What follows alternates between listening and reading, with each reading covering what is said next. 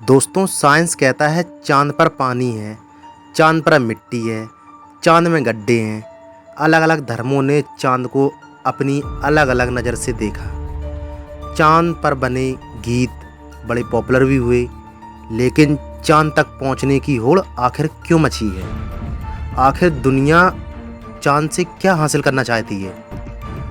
वो चाँद जो कभी की कल्पनाओं में है, वो चाँद जिसकी हर मजहब में है, जो हिंदुओं की आस्था है और मुसलमानों की हकीकत है, जो दुनिया भर की वैज्ञानिकों की प्रयोगशाला में है, वो चाँद जहां दाखिल होने के लिए सीधे धरती से 3 लाख किलोमीटर की लंबी दूरी तय करनी पड़ती है, जो चंद्रमा 15 दिन रात को रोशनी बिखेरती है, उसका एक हिस्सा ही हम देख पाते हैं, जो चमकता धमकता हमें लुभाता है।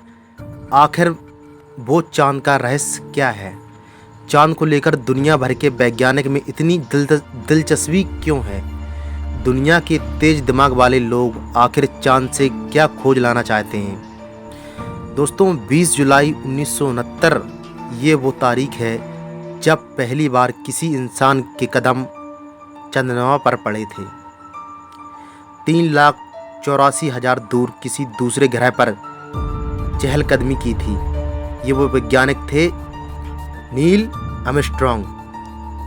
दोस्तों, रहस्यों से भरे चंद्रमा पर वैज्ञानिकों को कभी पानी मिला, कभी मिट्टी मिली और सतह के नीचे बहुत कुछ होने की संभावना भी है, जिसकी 2036 के बाद शोध करने की तैयारी भी है। दोस्तों, साल 2020 में चीन ने धरती पर चाँद की मिट्टी लाई, जिसमें जांच के बाद पता चला कांच के गोले के भीतर कांच के अणु मौजूद हैं और चंद्रमा की सतह पर सौर हवा की क्रिया से बनते रहते हैं। ये यूँ तो कानूनी तौर पर चाँद पर कोई ज़मीन नहीं खरीद सकता, लेकिन वहाँ पर ज़मीन की प्लाटिंग होती है, बल्कि कई लोग चाँद पर अपनी ज़मीन खरीद भी चुके हैं। दोस्तों, ऐसे में सवाल ये है कि चाँद पर बाकी इंसानी बस्तियाँ बसाई जा सकती हैं? दोस्तों, इस सवाल के लिए खुरदरी सतह वाले चंद्रमा को ठीक से समझना पड़ेगा।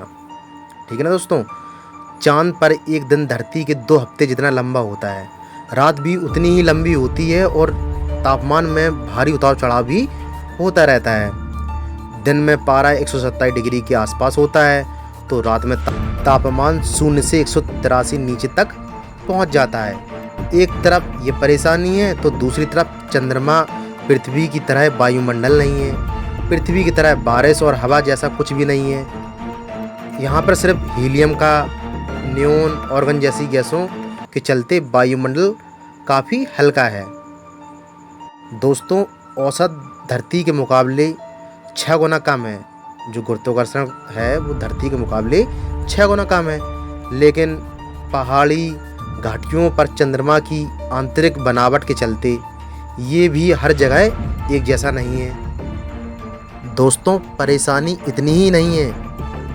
अमूमन शांत रहने वाले चाँद की सतह पर सूर्योदय सूर्यास्त समय धूल का गुब्बारा उठता है, इसलिए यहाँ इंसानी बस्ती बनाना बहुत ही मुश्किल है।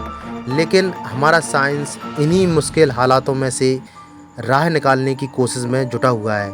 लेकिन दोस्तों, दुनिया भर के वैज्ञानिक चाँद को एक प्लेटफॉर्म की तरह इस्तेमाल करना चाहते हैं। इससे क्या फ़ायदा होगा, उसे समझिए।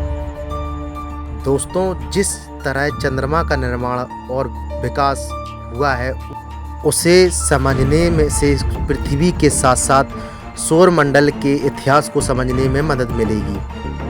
चंद्रमा सबसे निकटतम खगोलीय पिंड है, जिसके जरिए अंतरिक्ष की खोज का प्रयास किया जा सकता है। चंद्रमा पर पहुंचकर वहां से दूसरे ग्रहों तक के लिए यान भेजने में मदद मिलेगी, यानी कि भविष्य के अंतरिक्ष के रास्ते का दौर चंद्रमा ही होगा।